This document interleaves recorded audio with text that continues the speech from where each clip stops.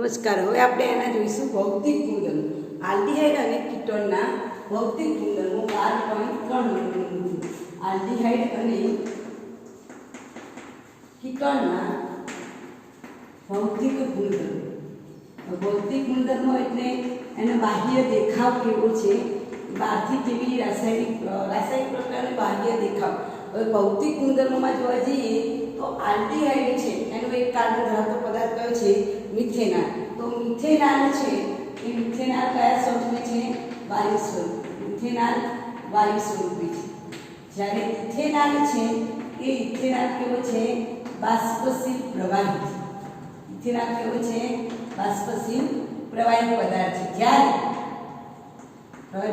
જ્યારે અન્ય આલ્ડીહાઇડ અને કીટોન, જ્યારે અન્ય આલ્ડીહાઇડ અને શોર્ટમાં CH, અન્ય આલ્ડીહાઇડ અને કીટોન એ કેવા સ્વરૂપે મળશે? આપણને ઘન થતો પ્રવાહી સ્વરૂપે. અન્ય આલ્ડીહાઇડ ઇથેનાલ અને ઇથેનાલ સિવાયના જે પ્રોપેનાલ છે, પ્રોપેનોલ છે, આપણને ઘન અથવા તો પ્રવાહી, અન્ય આલ્ડીહાઇડ અને કીટોન ઘન અથવા પ્રવાહી સ્વરૂપે જોવા મળે છે. પ્રવાહી સ્વરૂપે આપણને જોવા મળે છે. આ આપણે યાદ રાખીશું. પછી સમાન અણુભાર ધરાવતા, લગભગ સમાન અણુભાર ધરાવતા, એ સમાન આણ્વીય દળ ધરાવતા આલ્ડીહાઇડ અને કીટોન ના ઉત્કલન બિંદુ, આલ્ડીહાઇડ અને કીટોનના ઉત્કલન બિંદુ કોના કરતા વધારે છે? હાઇડ્રોકાર્બન અને ઇથર કરતા. હાઇડ્રોકાર્બન અને ઇથર કરતા ઊંચા છે. હાઇડ્રોકાર્બન અને ઇથર કરતા એમના ઉત્કલન બિંદુ કેવા છે? ઊંચા હોય છે. તો કેમ ઊંચા હોય છે? કારણ કે આલ્ડીહાઇડ અને કીટોનમાં દ્વિધ્રુવી આકર્ષણ બળ જોવા મળે છે. કારણ કે આલ્ડીહાઇડ અને કીટોનમાં કયું આકર્ષણ બળ? દ્વિધ્રુવી આકર્ષણ બળ. કારણ કે આપણને ખબર છે કે આલ્ડીહાઇડ કીટોનમાં આવો સમૂહ આવે છે, કાર્બોનિલ કાર્બન, અને આ કાર્બોનિલ કાર્બનમાં કાર્બન પ્લસ છે, ઓક્સિજન કેવો છે?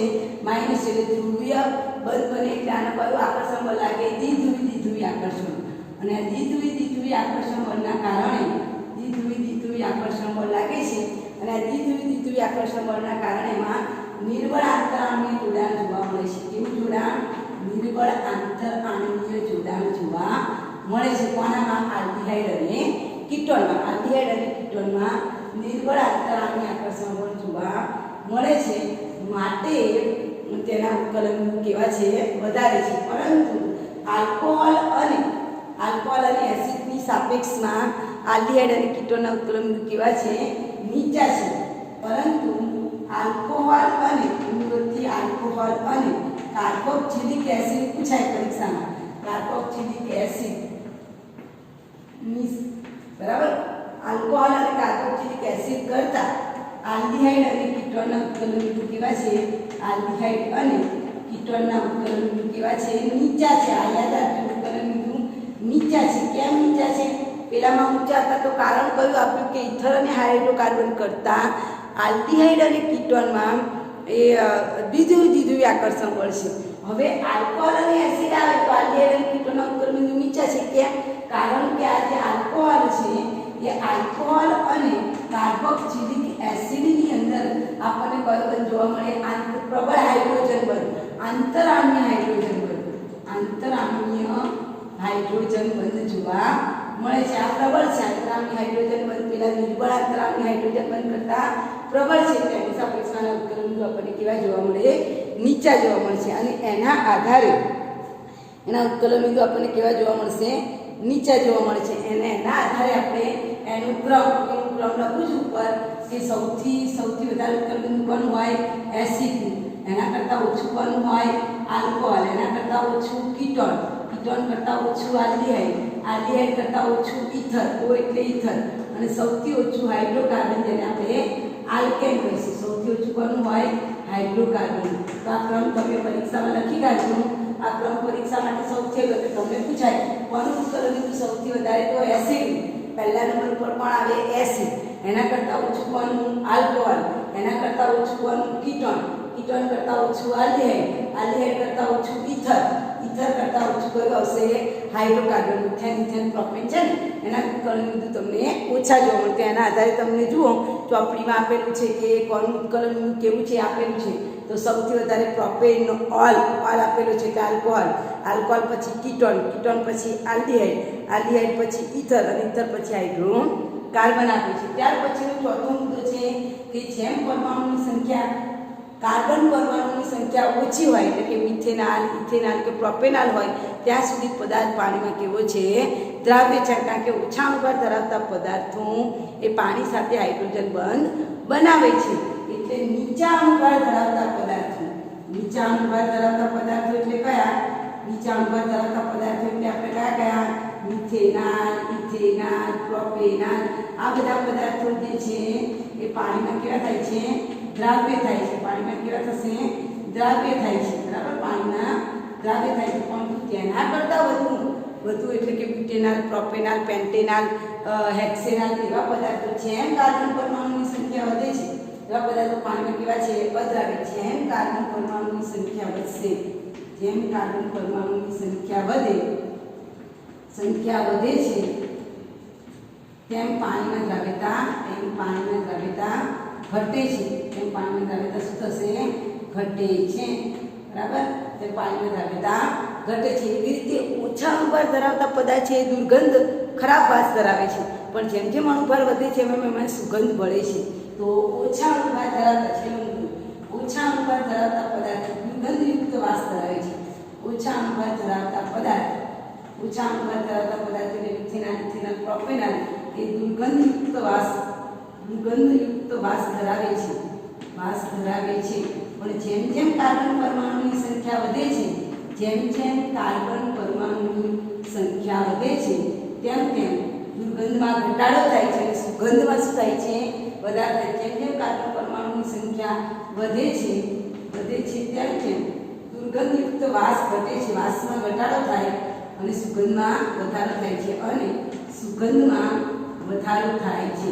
એનો મતલબ કે આલ્ડીહાઇડ અને કીટોનના સંયોજનો એ મોટા ભાગે સુગંધીદાર પદાર્થ એટલે પરફ્યુમ બનાવવા માટે, પછી છે તો સ્વાદવર્ધક પદાર્થો બનાવવા માટે એનો ઉપયોગ થાય છે. અને જે પદાર્થ પાણીને દ્રાવ્ય થતા નથી, એટલે આપણે હમણાં કીધું ને કે વધુ અણુભાર ધરાવતા પદાર્થ પાણીને દ્રાવ્ય થતા નથી, જેમ કે પેન્ટેનાલ, હેક્સેનાલ, તો એ શેમાં દ્રાવ્ય થાય? તો મોટા ભાગના આલ્ડીહાઇડ અને કીટોન એ બેન્ઝીન, ઇથર અને ક્લોરોફોર્મ છે. હું તો લખું છું કે મોટા ભાગના આલ્ડીહાઇડ જેના અણુભાર મોટા છે એ આલ્ડીહાઇડ અને કીટોન કાર્બનિક દ્રાવકો જેવા કે બેન્ઝીન, ઇથર, ક્લોરોફોર્મ વગેરેમાં શું થશે? દ્રાવ્ય થાય છે. તો આ તમારા થઈ ગયા ભૌતિક ગુણધર્મો. ક્લિયર? તો આટલા ભૌતિક ગુણધર્મમાં આ વસ્તુ તમારે યાદ રાખવાની છે. જે સૌથી વધારે કોનું ઉત્કલન બિંદુ હોય? એસિડ, બીજા નંબર ઉપર આલ્કોહોલ, ત્રીજા નંબર પર કીટોન, પછી આલ્ડીહાઇડ, પછી તને સૌથી છેલ્લે હાઇડ્રોકાર્બન. અને એના આધારે તમને કોયડો આપેલો છે 12.2. બરાબર, એ તમારે સોલ્વ કરવાનું છે. બરાબર, એના આધારે આપણને જે કોયડો આપેલો છે 12.2 એ તમે સોલ્વ કરી શકો. સૌથી વધારે કોનું આવશે? આલ્કોહોલ, પછી કોનું આવશે? આલ્ડીહાઇડ, પછી ઇથર અને પછી હાઇડ્રોકાર્બન. એવી રીતે તમને 12.3 આપેલું છે. એમાં પણ પહેલું શું આવશે? આલ્કોહોલ આવશે. પછી શું આવશે? ઉત્કલન બીજા નંબર પર આલ્કોહોલ, પહેલા નંબર પર આલ્કોહોલ, બીજા નંબર પર આલ્ડીહાઇડ, ત્રીજા નંબર પર ઇથર અને ચોથા નંબર પર હાઇડ્રોકાર્બન. ક્લિયર? સમજ પડે છે? એ લખાણ સંબંધિત પ્રશ્નો આને આધારિત હતો એટલે તમારા પ્રશ્ન લખી દેવાના છે. હવે એના પછી આપણે રાસાયણિક ગુણધર્મની વાત કરીશું. હવે આ રાસાયણિક ગુણધર્મ જે છે એ રાસાયણિક ગુણધર્મ કે ભૌતિક ગુણધર્મ આવે રાસાયણિક ગુણધર્મો પણ હોય. તો રાસાયણિક ગુણધર્મો છે એ રાસાયણિક ગુણધર્મો કેટલા છે? તો 5 પ્રકારના રાસાયણિક ગુણધર્મો છે. બરાબર, 12.4 નંબરનો મુદ્દો છે. એમાં આપણને શું જોવાના છે? એના રાસાયણિક ગુણધર્મો જોવાના છે. તો હવે મુદ્દા નંબર 12.4 આલ્ડીહાઇડ અને કીટોનના રાસાયણિક ગુણધર્મો. આ જે રાસાયણિક ગુણધર્મો છે એ રાસાયણિક ગુણધર્મો કયા છે? જુદા જુદા 5 રાસાયણિક ગુણધર્મો છે. બરાબર, આપણને 5 રાસાયણિક ગુણધર્મો જોવા મળે છે. તો કયા 5 રાસાયણિક ગુણધર્મો એ લખું છું. પહેલો રાસાયણિક ગુણધર્મ છે બેન્ઝાનુરાગી યોગશીલ પ્રક્રિયા. કેવી પ્રક્રિયા? કેન્દ્રાનુરાગી યોગશીલ પ્રક્રિયા. બીજી પ્રક્રિયા છે રિડક્શનની પ્રક્રિયા. ત્રીજી પ્રક્રિયા છે ઓક્સિડેશનની પ્રક્રિયા. ચોથી પ્રક્રિયા છે આલ્ડર સંઘનન, આલ્ડર અને ક્રોસ આલ્ડર સંઘનન. અને પાંચમી પ્રક્રિયા છે અન્ય પ્રક્રિયાઓ. આ અન્ય પ્રક્રિયાઓમાંથી પરીક્ષામાં કઈ પ્રક્રિયા પૂછાય છે? કેનિઝાર. આ મોસ્ટ ઇમ્પોર્ટન્ટ. આ બે પ્રક્રિયાઓ મોસ્ટ ઇમ્પોર્ટન્ટ, બરાબર. એમાંથી આજે આપણે એક જ ટોપિકની વાત કરવાના છે, કેન્દ્રાનુરાગી યોગશીલ પ્રક્રિયા. એમાંય પાછા ત્રણ પ્રકાર છે કેન્દ્રાનુરાગી યોગશીલ પ્રક્રિયાના. કેન્દ્રાનુરાગી યોગશીલ પ્રક્રિયાની ક્રિયાવિધિ ત્રણ છે. એમાંથી આપણે બેની વાત કરીશું, ત્રીજાની વાત નથી કરવાની. કેન્દ્રાનુરાગી યોગશીલ પ્રક્રિયાની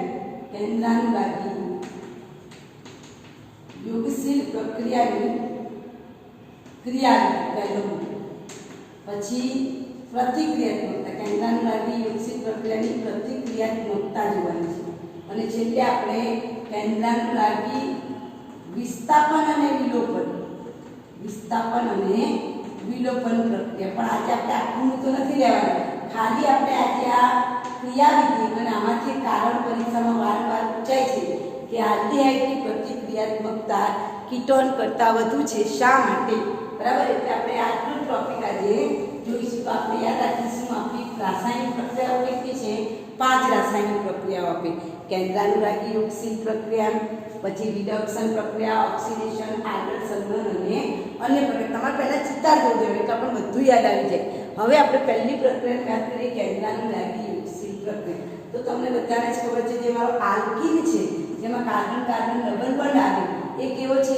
ઇલેક્ટ્રોન અનુરાગી વિસ્થાપન પ્રક્રિયા. આજે મારો આલ્કીન કહેવાય ને ડબલ બોન્ડ, એ ડબલ બોન્ડ ધરાવતો પદાર્થ આપણને શું આપે? ઇલેક્ટ્રોન અનુરાગી આપશે. કેવી પ્રક્રિયા? ઇલેક્ટ્રોન કાર્બન પર પ્લસ ચાર્જ એટલે ઇલેક્ટ્રોન અનુરાગી વિસ્થાપન પ્રક્રિયાઓ આપે છે. જ્યારે મારો કાર્બોનિલ કાર્બન છે આલ્ડીહાઇડ અને કીટોનમાં, એ કાર્બોનિલ કાર્બનમાં તમે જો કાર્બન કરતાં ઓક્સિજનની વિદ્યુતઋણતા વધારે છે, આમાં તો બંને સરખા છે, બરાબર. આ વિદ્યુતઋણતા બંનેની સરખી છે. આમાં તો કેન્દ્રાનુરાગી, આમાં કઈ પ્રક્રિયા થશે? કેન્દ્રાનુરાગી યોગશીલ પ્રક્રિયા. ડબલ બોન્ડ છે એટલે યોગશીલ પ્રક્રિયા. કેન્દ્રાનુરાગી યોગશીલ પ્રક્રિયા થાય છે. આપણે આ યાદ રાખીશું. જો કાર્બન કાર્બન વચ્ચે ડબલ બોન્ડ હોય તો ઇલેક્ટ્રોન અનુરાગી પ્રક્રિયા થાય, બરાબર. પણ કાર્બન અને ઓક્સિજનમાં કાર્બન પર પ્લસ છે, ઓક્સિજનમાં માઇનસ છે, એટલે કેન્દ્રાનુરાગી યોગશીલ પ્રક્રિયા થશે. તો હવે આ કેન્દ્રાનુરાગી યોગશીલ પ્રક્રિયા કેવી રીતે થાય છે એની આપણે ક્રિયાવિધિ જોઈએ, બરાબર. કેન્દ્રાનુરાગી યોગશીલ પ્રક્રિયા થાય છે. આ કેન્દ્રાનુરાગી યોગશીલ પ્રક્રિયાની આપણે ક્રિયાવિધિ જોવાના છે. તો આ જે ક્રિયાવિધિ તમને આપેલી છે એની અંદર તમે જોઈ શકો છો કે હું જે 15 પહેલું મુદ્દો આવશે કેન્દ્રાનુરાગી યોગશીલ પ્રક્રિયાની ક્રિયાવિધિ. મેં કીધું ને 3 તબક્કા છે, એમાંથી પહેલો તબક્કો સમજાવવાનો પ્રયત્ન કરું છું. કેન્દ્રાનુરાગી યોગશીલ પ્રક્રિયાની ક્રિયાવિધિમાં તમને પહેલા મુદ્દામાં આ ટાઈપનું બંધારણ આપેલું છે. જુઓ, આ અહીંયા એક ને અહીંયા એક, અને આ ત્રણેય એક જ સમતલમાં છે, બરાબર. કેમ? કારણ કે આ મારા કાર્બનની પીઝેડ કક્ષકો આવી રીતે છે, રાઈટ. ચાલો, હવે અહીંયા તમે જોઈ શકો છો કે કાર્બન અને ઓક્સિજન છે એના વચ્ચેનો બંધ કેવો છે? ધ્રુવીય છે.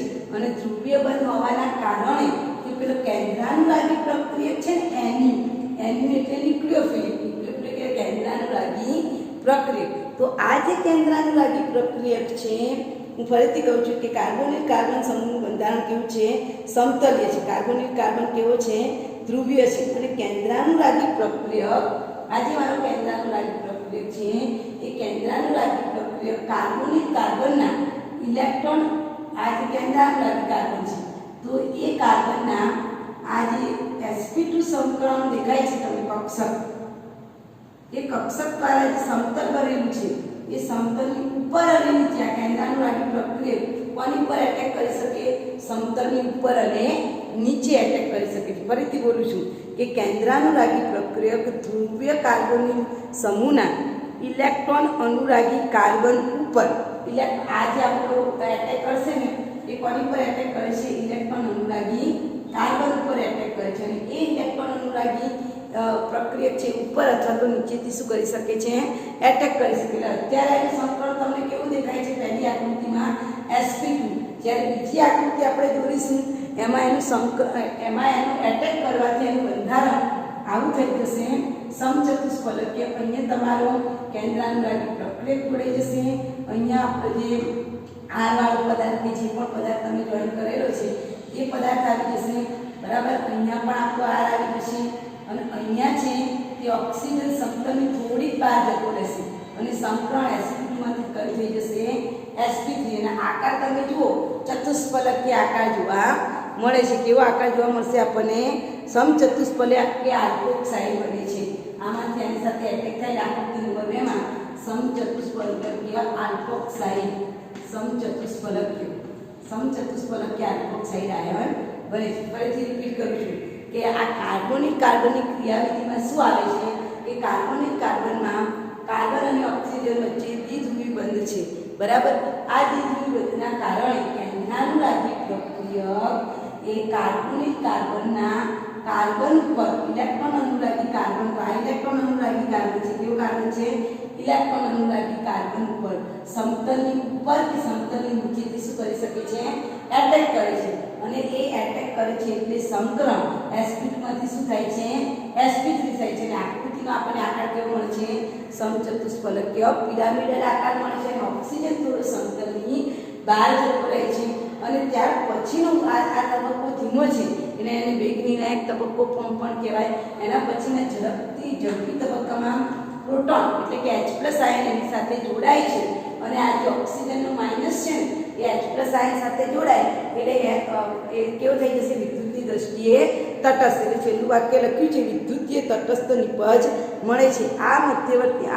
આ મધ્યવર્તી સંયોજનમાંથી પ્રોટોન મેળવે છે અને વિદ્યુતીય તટસ્થ નિપજ એટલે આવી રીતે અહીંયા n નું કેન્દ્રાનુરાગી પ્રક્રિયક, અહીંયા R, અહીંયા R અને અહીંયા OH. એટલે કેવી નિપજ કહેવાય? તટસ્થ નિપજ કહેવાય. વિદ્યુતની દ્રષ્ટિએ કેવી નિપજ મળે છે આપણને? મળે છે. તો આ રીતે આપણે એની ક્રિયાવિધિ સમજાવી શકીએ છીએ. ક્લિયર સમજણ પડે છે? કેન્દ્રાનુરાગી પ્રક્રિયા થઈને ક્રિયાવિધિ આપણને મળે છે. હવે જે બીજો પ્રશ્ન છે એ તમને આપેલો છે પ્રતિક્રિયાત્મકતા. એમાંથી પ્રશ્ન લખજો. પ્રશ્ન પરીક્ષામાં પૂછાય છે. પ્રશ્ન લખી નાખો. બીજા નંબર આપણે કેન્દ્રાનુરાગી પ્રક્રિયા 3 છે.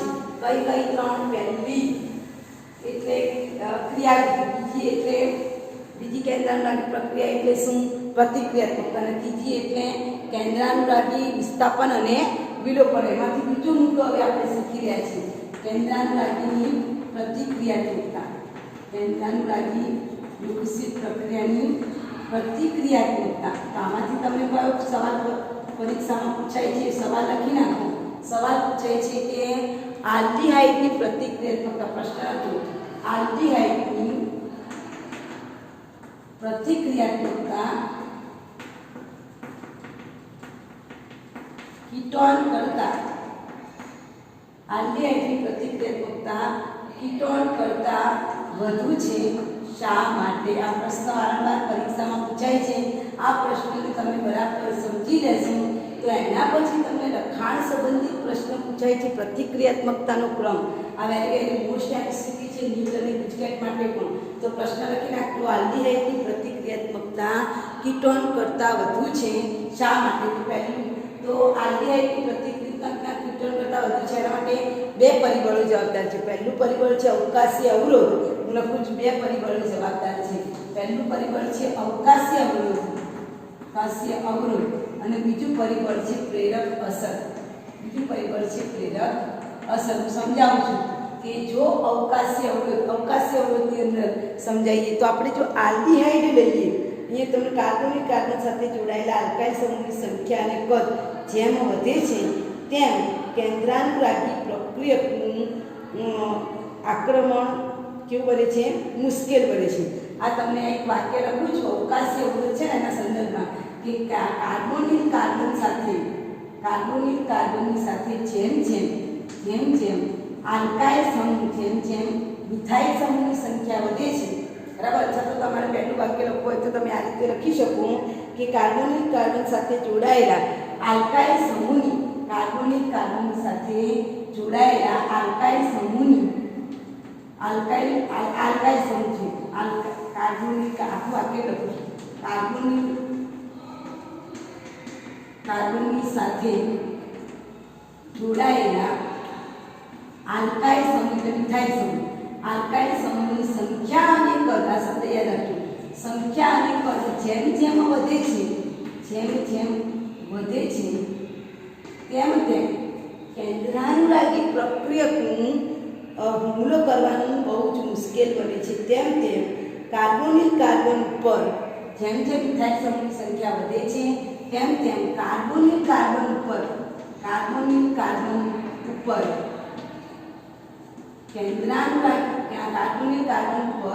કેન્દ્રાનુરાગી પ્રક્રિયકનો હુમલો કરવાનું મુશ્કેલ થાય છે કેન્દ્રાનુરાગી પ્રક્રિયકનું હુમલો કરવાનું મુશ્કેલ બને છે એનો મતલબ શું કે તમારો જો મિથાઇલ અહીંયા ધ્યાન આ મારો કાર્બોનિલ કાર્બન છે એ બંને સાથે હાઇડ્રોજન છે તો આને આપણે શું કહીશું આલ્ડીહાઇડ આ મારો કાર્બોનિલ કાર્બન છે એ બંને બાજુ મિથાઇલ ગ્રુપ છે એટલે સ્વભાવ છે કે શું છે કીટોન છે તો તમે અહીંયા જો આ જે કાર્બોનિલ કાર્બન છે એની બંને બાજુ હાઇડ્રોજન છે એટલે એને અંદર કોઈ અવકાશી અવરોધ નથી એટલે કેન્દ્રાનુરાગી પ્રક્રિયક સહેલાઈથી કાર્બન સાથે જોડાઈ શકે હવે અહીંયા તમે કીટોનની અંદર જુઓ કે કાર્બોનિલ કાર્બન બંને બાજુ શું વધતું જાય મિથાઇલ સમૂહની સંખ્યા વધે અને જેમ મિથાઇલ સમૂહની સંખ્યા વધે છે તેમ શું થાય છે પેલો કેન્દ્રાનુરાગી પ્રક્રિયક એટેક કરી શકશે નહીં કેન્દ્રાનુરાગી પ્રક્રિયક એટેક કરવાનું છે એ એટેક કરી શકશે નહીં બરાબર કેન્દ્રાનુરાગી પ્રક્રિયક એની સાથે જોડાઈ શકશે નહીં તો આ પહેલું કારણ કે અવકાશી અવરોધ જેમ જેમ વધતો જશે તેમ પેલા કેન્દ્રાનુરાગી પ્રક્રિયકનું હુમલો કરવાનું કેવું બનતું જશે મુશ્કેલ બનતું જશે અને જેમ ગીચતા વધે છે તેમ કાર્બોનિલ કાર્બનની પ્રતિક્રિયાત્મકતા ઘટે છે આ વાક્ય લખો એટલે લખી નાખ્યું જેમ ગીચતા વધે છે ગીચતા એટલે જેમ જેમ મિથાઇલ સમૂહની સંખ્યા વધે છે તેમ તેમ કાર્બોનિલ કાર્બનની પ્રતિક્રિયાત્મકતા ઘટે છે જેમ જેમ મિથાઇલ સમૂહની સંખ્યા વધે છે તેમ તેમ કાર્બોનિલ કાર્બનની પ્રતિક્રિયાત્મકતા ઘટે છે રાઈટ સમજણ પડે છે તમારે ક્લિયર રાખવાનું જેમ મિથાઇલ સમૂહની સંખ્યા વધે કેન્દ્રાનુરાગી પ્રક્રિયક સહેલાઈથી હુમલો ના કરી શકે એટલે કાર્બોનિલ કાર્બનની પ્રતિક્રિયાત્મકતા ઘટે છે આ પહેલો મુદ્દો હવે બીજો મુદ્દો છે પ્રેરક અસર જે આપણે અત્યારે સાયન્સમાં શીખી ગયેલા છે એટલે આ પ્રતિક્રિયાત્મકતા પરથી તમે શું કહી શકો કે ફોર્માલ્ડિહાઇડ છે એની પ્રતિક્રિયાત્મકતા સૌથી વધારે કેમ કારણ કે એની બંને બાજુએ શું આવે છે જો હમણાં મેં દોર્યો હતો આ ફોર્માલ્ડિહાઇડ છે એની બંને બાજુએ શું છે H તો સૌથી વધારે પ્રતિક્રિયાત્મકતા ફોર્માલ્ડિહાઇડ એના કરતાં ઓછી એસિટાલ્ડિહાઇડ કારણ કે એસિટાલ્ડિહાઇડમાં એક મિથાઇલ ગ્રુપ છે એના કરતાં પણ ઓછી પ્રતિક્રિયાત્મકતા કોની કીટોનની કારણ કે એમાં બંને બાજુ મિથાઇલ ગ્રુપ છે રાઈટ એના કરતાં પણ પ્રતિક્રિયાત્મકતા કોની એરોમેટિક ચક્ર હોય ને એરોમેટિક ચક્ર એની પર આલ્ડીહાઇડ હોય ને એની પ્રતિક્રિયાત્મકતા ઓછી એના કરતાં પણ કોની પ્રતિક્રિયાત્મકતા ઓછી કીટોનની બેન્ઝીન ચક્ર પર એસિડોક્વિનોન આપેલા ને અને એના કરતાં પણ ઓછી ડાયફિનાઇલ કીટોનની છે જે આપણે છેલ્લે મુદ્દો લખાઈ શીખવાનું બરાબર એના આધારે પરીક્ષામાં MCQ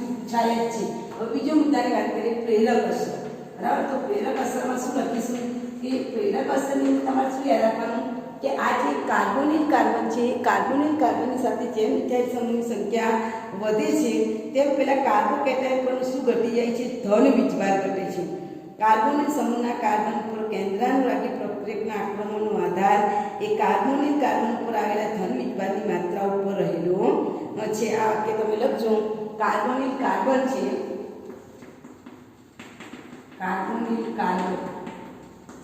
કાર્બોનિલ કાર્બન ઉપરના શું વાક્ય છે કાર્બોનિલ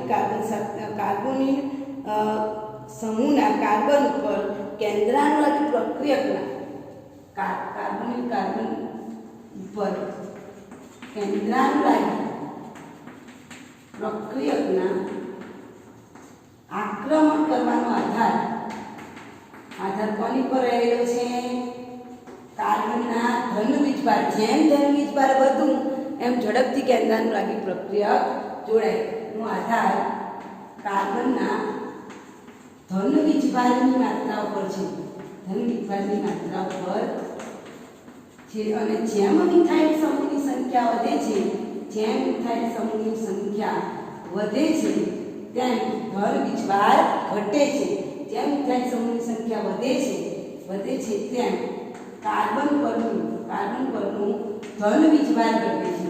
અને કાર્બન પરનું ધન વીજભાર ઘટે છે તેથી કાર્બોનિલ કાર્બનની શું ઘટી જાય? પ્રતિક્રિયાત્મકતા પણ ઘટે. કાર્બોનિલ કાર્બનની પ્રતિક્રિયાત્મકતા પણ કાર્બોનિલ કાર્બનની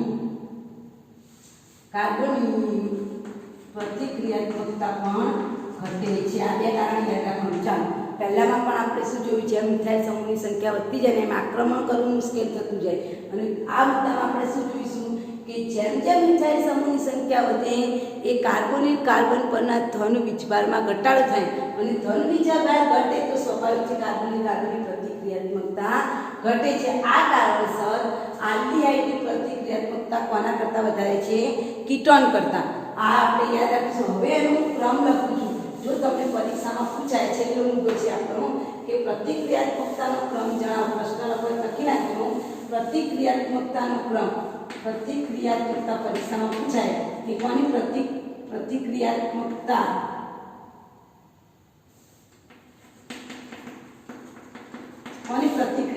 વધારે છે? તો સૌથી વધારે પ્રતિક્રિયાત્મકતા ફોર્માલ્ડિહાઇડ કે જેમાં કાર્બોનિલ કાર્બનની બંને બાજુ માત્ર શું છે? હાઇડ્રોજન છે. એના કરતાં ઓછી પ્રતિક્રિયાત્મકતા કોની છે? એસિટાલ્ડિહાઇડ. કારણ કે આમાં કાર્બોનિલ કાર્બન એક બાજુ મિથાઇલ ગ્રુપ છે. એના કરતાં ઓછી છે કીટોન એટલે કે CH3CO CH3. એના કરતાં ઓછી છે એરોમેટિક આલ્ડીહાઇડ. એરોમેટિક આલ્ડીહાઇડ એટલે બેન્ઝાલ્ડીહાઇડ. એના કરતાં કોની પ્રતિક્રિયાત્મકતા ઓછી? એસિટોફિનોન. બેન્ઝીન ચક્ર ઉપર આ તમારે યાદ રાખવાનું છે. વેરી મોસ્ટ MCQ છે. બેન્ઝીન ચક્ર ઉપર COCH3 એસિટોફિનોન. અને આના કરતાં પણ તમે જો જેમ જેમ કાર્બન પરમાણુની સંખ્યા વધતી જાય છે પ્રતિક્રિયાત્મકતા ઘટતી જાય છે. અને એના કરતાં પણ ઓછી પ્રતિક્રિયાત્મકતા કોની છે? ડાયફિનાઇલ કીટોન એટલે કે બેન્ઝોફિનોન. બેન્ઝોફિનોનની પ્રતિક્રિયાત્મકતા સૌથી ઓછી. તો વેરી મોસ્ટ MCQ છે. જે પ્રતિક્રિયાત્મકતાનો પરીક્ષામાં ક્રમ પૂછાય, ઉત્કલન બિંદુ નથી કહેતી, પ્રતિક્રિયાત્મકતા પૂછાય તો સૌથી વધારે ફોર્માલ્ડિહાઇડ, એના કરતાં ઓછી એસિટાલ્ડિહાઇડ, ત્યારબાદ એસિટોન, પછી બેન્ઝાલ્ડિહાઇડ, પછી એસિટોફિનોન અને છેલ્લે છે બેન્ઝોફિનોન. તો આપણે યાદ રાખીશું. અને કાલે આપણે કેન્દ્રાનુગામી પ્રક્રિયાના જે 3 ભાગ છે એમાંથી 2 ભાગ જોયા, ત્રીજો ભાગ આવતીકાલે જોઈશું. ક્લિયર?